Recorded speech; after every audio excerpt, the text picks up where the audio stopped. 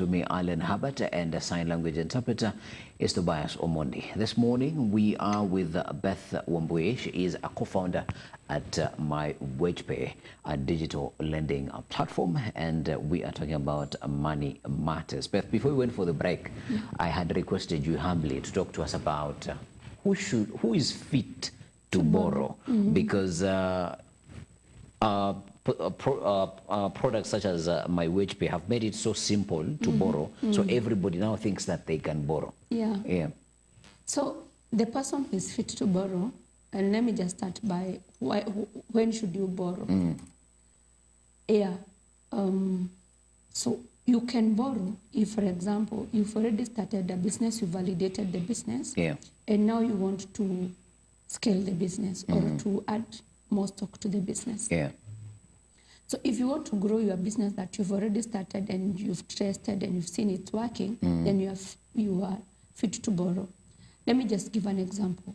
You are selling charcoal, for example, or you are selling, like, let's say, laptops and all that. And then now you've realized you've run out of stock, but the demand is still high. So you can borrow some money to restock and also to reach more clients. So that is a person who is fit to borrow. You are not supposed to borrow for consumption. You cannot borrow and maybe take buy maybe like beer or something. Or buy like a phone, that, let's say, or even buy a phone. But you can borrow to buy a phone to do content creation. If the phone is going to earn you money, any business that is earning you revenue, that is a business you've already validated, and I think you fall from the first category of people who have validated this business.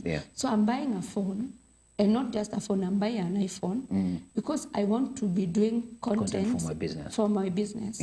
Or I want to do content and I'll be paid. So that is a good thing. Because it's like you are investing, it's like you are buying what you need. So another person who is not supposed to borrow, or when you should not borrow, you should not borrow if the return on investment is lower than the interest rate. So let me use an example. If you're going to borrow, for example, to buy something, and then maybe the income that you're getting, let's say it's that you get 10,000 from that, from the income that you're getting from your business will be 10,000. And then you are paying over 10,000 per month as interest, then that is not a good business, because it means that the interest rate is higher than the income that you're getting. So that person is not supposed to borrow. You can also say that you cannot borrow to start a business. So it is a wrong idea to borrow money to start something that you've not validated. So when you're starting a business, don't borrow money. You can maybe use your savings, or you can ask from family and friends or angel investors, but do not take a loan to start a business, because you will start a business and probably that business may take long to pick, or before you go to what we call the break-even point, you will now have started paying back the loan. So which means that you will never go up. So do not borrow to start a business. And when can somebody borrow? You can borrow, for example, to take an advantage of an opportunity. And I'm just using an opportunity where you know that also the returns will be higher. An example is when we find that some ladies take, maybe you have like 70,000 and you want to get a job, maybe in Europe or something, but you need to pay for the ticket. You need to pay for the ticket and probably pay for other things that you need for traveling, visa and all that. If you do that, maybe you take a loan. By the time you land the job that you will get, you will be able to pay the loan and advance your life.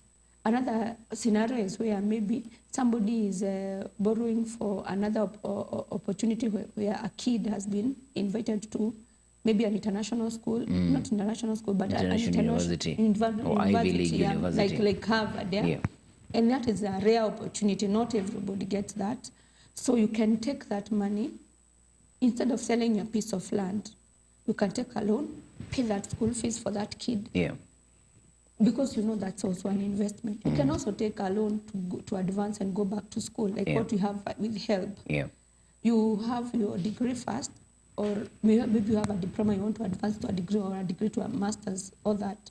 And you know that once I finish this, maybe probably I'll get a better paying job, and that is investment in yourself. Yeah. So those are scenarios where you can be able to borrow.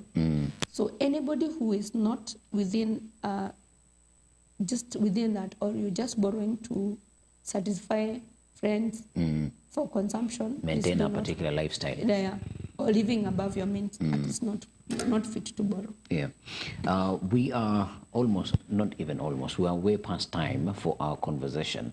And as we're winding up, in winding up, what are the tips that you are going to leave with our viewers this morning to be able to manage their finances, but also do not fall into financial distress? Yeah. If you don't want to fall into financial distress, I would say this. First of all, do not borrow for consumption. Number two, have a budget. Budget whatever money you're getting. And when you're setting aside, when you're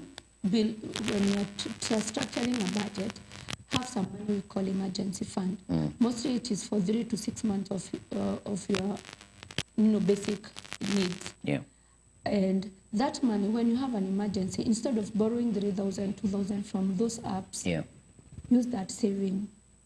Number one, it's going to help you with the culture of saving and investing, and also build something called passive income. Once you save some amount of money, invest it. We have different channels of investing. You can park your money in a money market fund, for example, because that money is going to earn you some interest, even if it's little, but at least it beats the inflation rate. Yeah.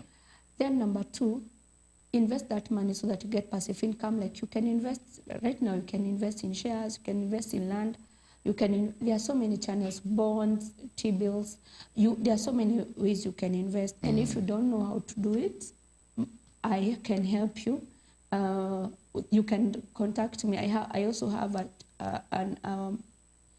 a platform where we advise, that is called Posterity Wealth Advisory. Or you can even reach to me through LinkedIn, Beth Wambui Mwangi, or Facebook, or that. I can be able to guide you. How do you now get to passive income? How do I now move from borrowing to saving and to investment? And in future, you will be a balanced personality where you only borrow when you need the money, and you use also people's money to grow your wealth. I think hapo ndio nimependa zaidi, using other people's money to grow wealth. Yeah.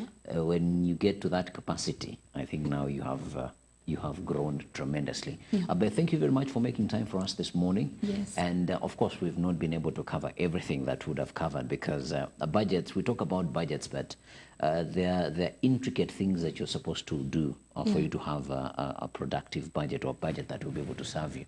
So probably we'll make some other time for us to talk about. Yes, I'm happy to help. Yes, so that we are able to talk about all this in depth. Now, thank you very much for being a part of the conversation and the show this morning. I've been your host, Alan Habert. Our guest has been Beth Wambui Mwangi, and sign language interpreter has been Tobias Omondi. Let us see you tomorrow as we usher in the weekend, but the responsible weekend, because Beth has told us we should not spend a lot of our money kwa sherehe. We have to invest some of it. Good morning.